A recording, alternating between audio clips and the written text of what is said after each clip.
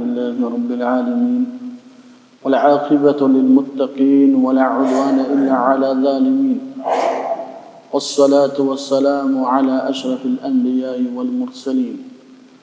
اللهم علمنا ما ينفعنا وانفعنا بما علمتنا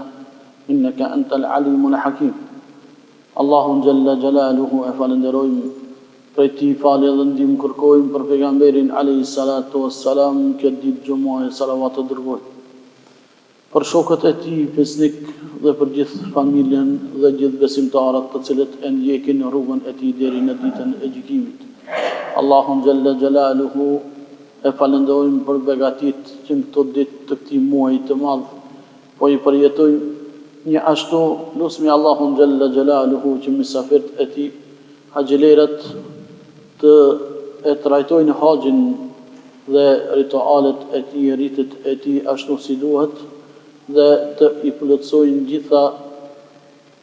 sunetet e Muhammedit alayhi salatu wassalam. Lutemi Allahun xhalla xjalaluhu që këto ditë të këtij muaji të madh të Dhulhijhes Allahu xhalla xjalaluhu të na mundson që të përfitojmë sa më shumë. Allahu xhalla xjalaluhu në suratul Fajr e përmend dhe thot ba'da a'udhu billahi minash shaitanir rajim bismillahir rahmanir rahim wal fajri wa layalin 'ashr wash-shaf'i wal watr. Thot Allahu xhalla xjalaluhu duke u betuar në krijesat e tij, siç kemi thënë që Allahu xhalla xjalaluhu kur betohet në krijesat e tij atëherë e dim se betimi i tij është shumë i rëndësishëm. Prandaj në këtë ajet Allahu xhalla xjalaluhu betohet në agimin dhe thot pasha agimin, do thot pjesën e parë kur fillon dita dhe thot pasha 10 netët, pasha çiftin dhe pasha tekun. Allahu xhalla xjalaluhu në këto krijesa të tij, të cilat këto kohra të tij, të cilat betohet, do thot na e vën me dije se rëndësia e tyre është mëse e madhe. Prandaj në komentin e këtij hadithi Abdullah ibn Abbasi e shpjegon dhe thot netët e përmendura në këtë ajet janë netët e 10 ditëve të Dhulhijhes. Dhe thot për çiftin Allahu xhalla xjalaluhu e ka për qëllim ditën e 10 të Kurban Bayramit dhe për tekun Allahu xhalla xjalaluhu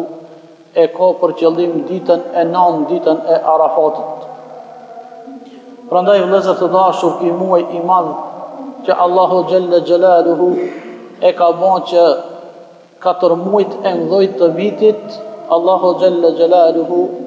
i ka vlerësu më shumë nga muajt e tjerë, dhe se ne edhe në ligjëratat e tjera kemi cekë dhe kemi thënë se Allahu xhalla xjalaluhu disa nga krijesat e tij i vlerëson më shumë nga disa të tjera, dhe në këtë rast do të thotë 4 muajt të cilat Allahu xhalla xjalaluhu i ka vlerësu, të cilat janë muaji Dhulqa'da, Dhulhijja dhe muaji Muharram, dhe një ashtu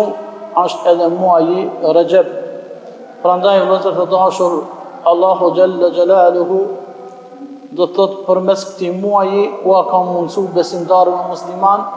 që solidarizohen me kohën të cilën Allahu xhalla xjalaluhu është betuar në ta. Dhe se solidarizimi i besimtarëve musliman në këtë dunja është do të thotë të solidarizohen me misafirët e tij, me haxhit, të cilët kanë shku në këtë kohë dhe janë duke e bën adhurim Allahun xhalla xjalaluhu përmes këtij farzi që Allahu xhalla xjalaluhu i ka mundsu dikujt që të jetë në vendin më të dur, në vendin më të dashur të Allahu xhalla xjalaluhu. Prandaj nga nimetet dhe begatit e Allahu xhalla xjalaluhu e ka bën që besimtarët musliman të shkojnë në advent të e adhurojnë Allahun me një numër të caktuar. E nuk e ka bën farz për të gjithë. Prandaj në ajetin që Allahu Azza wa Jall e cek dhe thot men istata'a ilayhi sabila, do të thot e ka bën për një numër të caktuar që ato i plotësojnë kushtet dhe kanë mundësi me shku. Prandaj nga begatit e mdhaja është që Allahu Jalla Jalaluhu nuk e ka bën që këtë besimtarët me qenë me një vend, nga se do të ishte bën një haus i madh, do të ishte bën një, do të thot një kontrovers i madh dhe do të kishin psu besimtarët musliman ndoshta edhe me vepra të cilat Allahu Jalla Jalaluhu nuk ja don besimtarit musliman. Prandaj në një hadith që pejgamberi alayhi salatu wassalam e thot afdalu ayami dunya al ashr, yani 10 dhulhijja, ditët më të denja, më të mira të kësaj bote janë 10 ditët e para të muajit të dhulhijjes. Do thot hadithin që e transmeton Buhariu nga Ibn Abasi, ku thot pejgamberi alayhi salatu wassalam, nuk ka ditë në të cilën veprat e mira janë më të dashura te Allahu Jalla Jalaluhu se sa në këto 10 ditët e para të këtij muaji, do të muajit të Dhulhijhes. Prandaj vëllezër të dashur, por mos me qenë ne ata të cilat i humbi këto ditë, të cilat Allahu Jalla Jalaluhu e ka bën që ne ti përjetojmë së bashku të gjithë. Prandaj kisha lut Allahun Jalla Jalaluhu që besimtarët musliman të përfitojnë sa më shumë, duke adhuru Allahun Jalla Jalaluhu në mënyrë më të mirë dhe në ato gjëra të cilat Allahu Jalla Jalaluhu i ka caktuar për besimtarët, qofshin ato obligative apo ato vullnetare. Thot Aisha radiallahu anha, gruaja e tij, se nuk i lindten këto 10 ditë të muajit 4 vepra të cilat janë shumë më rëndësi për besimtarin, e pejgamberi alayhi salatu wassalam tha sa ishte gjallë nuk i kalon asnjëherë, tha agjërimin e ditës së Ashurës, agjërimin në 10 ditët e para të muajit të Dhulhijhes, agjërimin e 3 ditëve të çdo muaji, dhe tha di sunetet e namazit të sabahut. Prandaj vëllezër të dashur, këto sunete të cilat pejgamberi alayhi salatu wassalam i kishte praktikuar në jetën e tij, na i ban me dije se do të thotë janë të rëndësishme për besimtarin, për ato të cilat kanë mundësi. Imam Ahmedi që e transmeton një hadith nga pejgamberi alayhi salatu wassalam, ku thot nuk ka ditë më me vlerë Allahu Jalla Jalaluhu për të bërë vepra të mira se në këto ditë, do të thotë në këto ditë të Dhulhijhes. Për këtë arsye përmendi shpesh, thot pejgamberi alayhi salam, tahlilin, do thot të përmendni fjalën la ilaha illa Allah, të bëni tekbir, të thoni Allahu Akbar, dhe tahmid, do thot të thoni alhamdulillah. Prandaj këtë hadith na jep me dije se besimtari musliman nga gjitha anët e tij të adhurimeve është e rëndësishme që të përmendni Allahun Jalla Jalaluhu duke e bën dhikr ata dhe duke e përmend në kohrat të cilat Allahu Jalla Jalaluhu e ka bën, qofshin ato sunete apo qofshin ato të cilat kanë ardhur në sunetin e Muhammedit alayhi salatu wassalam. Pra ki është një rast më i volitshëm ku besimtari musliman duhet të shtishtoj punët e mira të tij derisa jemi në këtë muaj të cilën ne për momentin jemi duke e përjetu. Prandaj nga punët e mira që pejgamberi alayhi salatu wassalam na ka lënë janë namazet vullnetare, të cilat Allahu Jalla Jalaluhu e ka rëndit namazin e besimtarit musliman, do të thotë disa janë para namazit të farzit e disa janë pas namazit të farzit, kështu që nuk janë vetëm këto të cilat lidhen me namazin e farzit, mirë po namazet vullnetare janë të lira që besimtari musliman kur është, do të thotë, në kohën e tij të lirë të mos i neglizhoj ato, nga se sevapi është shumë i madh. Një ashtu është edhe sadakaja, që besimtarët musliman nuk duhet të ndërpresin sadakan e tyre, që besimtarët musliman nuk duhet të ndërpresin solidaritetin me vëllezërit e tyre. Një ashtu muslimant nuk duhet të ndërpresin të mirën që Allahu Gjelle Gjelaluhu u shpërblen me shumë fish. Një ashtu është edhe agjerimi i këtyre ditëve për ato të cilat kanë mundësi, e sidomos dita e Arafatit është një ditë më e mirë e vitit që e ka përmend pejgamberi alayhi salatu wassalam, është ajo ditë e cila i jep besimtarit më shumë se çdo herë, kur ditën e Arafatit misafirët e Allahu Gjelle Gjelaluhu a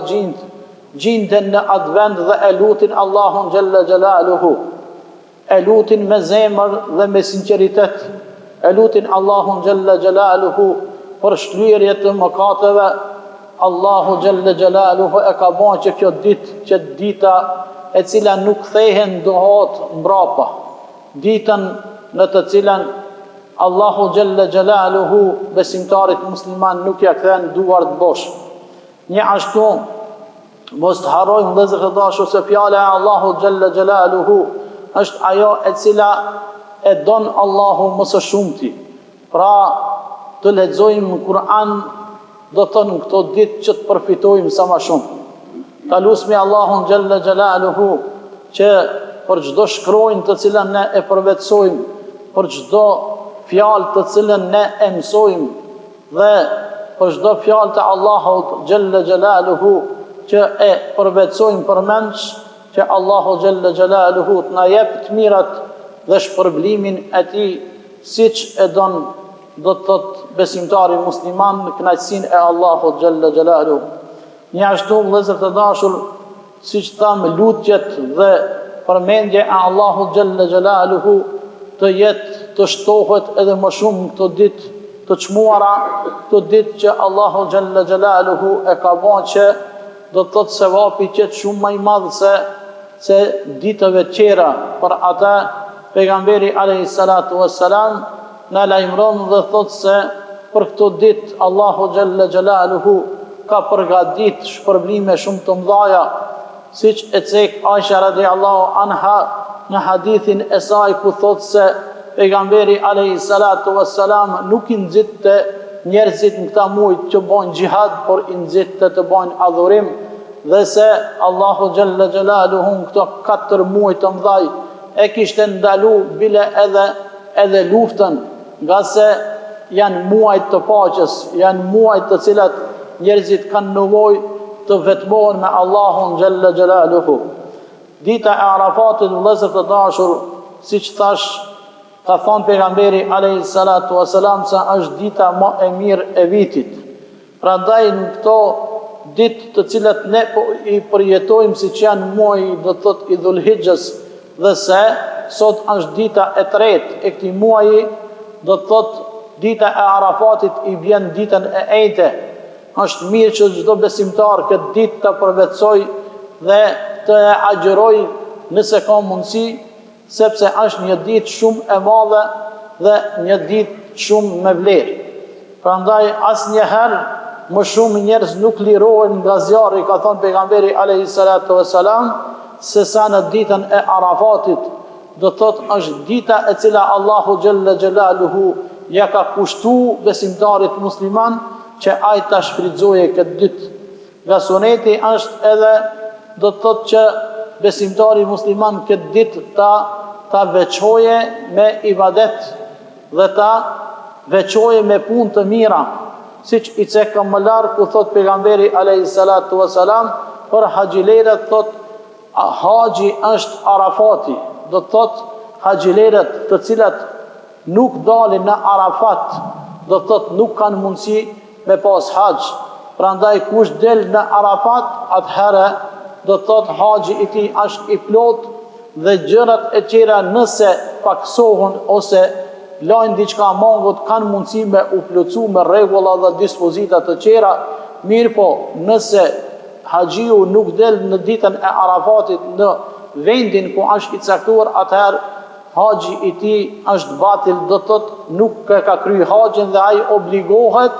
me i kry gjitha rregullat dhe dispozitat e haxhit dhe obligohet me shku vitin e ardhshëm në haxh dhe me e kry me e kry haqin, prandaj Allahu Gjelle Gjelaluhu kësoj dite i ka dhanë shumë rëndësi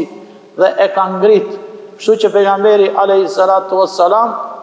rreth kësaj dite ka thonë duaja më e mirë është duaja në Arafat, do të thotë ditën e Arafatit. Prandaj vëllezër të dashur, mos t'i neglizhojmë këto të mira dhe këto begati të cilat Allahu Gjelle Gjelaluhu na i ka dhanë dhe na i ka zgjat jetën që t'i përjetojmë. Prandaj Allahu Gjelle Gjelaluhu, siç thash në fillim, kur betohet në një krijesë të tij, e sidomos në kohën e tij, do të thotë në shumë ajete të Kur'anit Allahu Gjelle Gjelaluhu është betu në gjërat dhe krijesat e tij. Mirë po, në këtë ajet Allahu Gjelle Gjelaluhu na e bën me dije se shumë të rëndësishme janë ditët e para të Dhulhijhes dhe një ashtu besimtari musliman duhet me qenë vigjilent dhe duhet me qenë syçel që me shfrytëzu kohën e tij, me shfrytëzu mundin e tij, me shfrytëzu shëndetin e tij, që ai të përfiton sa më shumë prej shpërblimit të Allahut Gjelle Gjelaluhu. Imam Muslimi e shënon një hadith që thot për agjërimin e kësaj dite, thot unë besoj se Allahu Gjelle Gjelaluhu për agjërimin në ditën e Arafatit do i afal mëkatet e vitit të kaluar dhe mëkatet e vitit të ardhshëm. Këtë hadith që e transmeton Muslimi në sunenin e tij apo në hadithet e vërteta në librin e tij, ku thot pejgamberi alayhi salatu wasalam se kush e agjeron këtë ditë, Allahu do t'ia fal gjunat e vogla të vitit të kaluar dhe atij të vitit i cili vjen. Mos harrojmë se në këto ditët kemi edhe, do të thot edhe kurbanin që Allahu Gjelle Gjelaluhu e ka bërë një ibadet për besimtarët, do të thot se vetë festa e Kurban Bajramit në e ban me dije se solidariteti, sakrifica e jonë është që besimtarët musliman të adhurojnë Allahun Gjelle Gjelaluhu në shumë mënyra, në lloj-llojshmërinë e adhurimeve, e njëna prej tyre është edhe prerja e kurbaneve. Prandaj besimtari musliman pa marrë parasysh a është në haxh apo nuk është, duhet të solidarizohet me vëllezërit e tij. Dhe solidarizimi i tij përmes sadakas në këtë muaj, do të thotë edhe në këtë fest është prerja e kurbanave, që besimtari musliman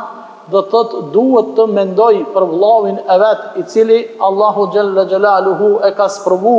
me fukarallëk, e ka sprovu me skamje, dhe në këtë muaj dhe në këtë fest duhet të solidarizohemi të gjithë së bashku dhe nuk duhet me mbet sofër e zbrazët e besimtarit musliman ditën e Bajramit. Për ata Allahu Gjelle Gjelaluhu e ka bërë që një herë në vit bile besimtarët musliman të solidarizohen mes tyre, që me na i bën neve me dije se kjo e cila është, do të thotë, një adhurim që ulemat bojnë, do të thotë, khilaf a është vajib apo a është sunet, mirë po me dhëbin tonë Hanefi dihet se është vajib për ato të cilat kanë mundësi. Prandaj i kanë dhënë shumë rëndësi solidarizimit të kësaj feste apo të këtij adhurimi, sepse e marrin, do të thotë, ajetin në suratul Kauthar ku thot Allahu inna atayna kal kauthar fasalli li rabbika wanhar, falu ti për Allahun Gjelle Gjelaluhu dhe prej kurban. Prandaj ai do të thotë i cili e pret kurbanin dhe solidarizohet me vëllezërit e tij, padyshim se gjaku i cili rrjedh, do të thotë është prej shpërblimit të Allahut Gjelle Gjelaluhu, mirë po ta cekim dhe mos harrojmë se e gjithë ki, do të thotë, ki adhurim që duhet të bëhet për Allahun Gjelle Gjelaluhu, duhet patjetër plotësohen kushtet e sinqeritetit, që adhurimet tona t'i bëjmë për hir të Allahut Gjelle Gjelaluhu, e mos t'i bëjmë për sy e faqe. Prandaj çdo adhurim apo çdo sakrificë, çdo solidaritet duhet të bëhet për Allahun Gjelle Gjelaluhu. Vëllezër të dashur, ceket do të thotë një tregim ku në këtë ditë besimtarët musliman, do të thotë, ku janë misafirët e Allahu Gjelle Gjelaluhu, haxhit, do të thotë thojnë më së shumti thanjen e telbijes, që do të thot është lebejk Allahumme lebejk, lebejk la sharike leke lebejk, innel hamde wa ni'mete leke vel mulk, la sharike lek. Do të thot këtë fjalë dhe këtë dhikr të cilën e ka përmend pejgamberi alayhi salatu wassalam, i ka përmend një njeriu i cili para islamit ishte një armik i madh i muslimanëve, ishte armiku i madh i Muhamedit alayhi salatu wassalam, dhe se thuhet në vendin ku ka jetu, ka mbyt më së shumti musliman, mirë po një ditë prej ditëve niset, do të thotë, edhe pse nuk ishte musliman, donte me shku në Qabe me bë umre, e ky njeri ishte nga vendi i quajtur Yemene dhe niset për në umre, mirë po pejgamberi alayhi salatu wassalam e kupton se ai ka dalë dhe ka marrë rrugë, prandaj urdhëron disa kalorës, e njëri prej tyre ishte edhe Omeri radiallahu anhu, i cili do të thotë i vihet pas këtij personi i cili e kishte emrin Thumame ibn Uthal radiallahu anhu. Ky sahabi i pejgamberit alayhi salatu wassalam, siç thash, ishte një armik i madh i besimtarëve. Mirë po besimtarët musliman, nga se ishte zullumqar i madh, e kishin zanë rrugës duke shku për Mekke dhe e kishin sjellë te pejgamberi alayhi salatu wassalam në Medinën e bekuar, e kishin lidh në një shtyllë prej shtyllave të xhamisë. Dhe vjen pejgamberi alayhi salatu wassalam deri te Thumame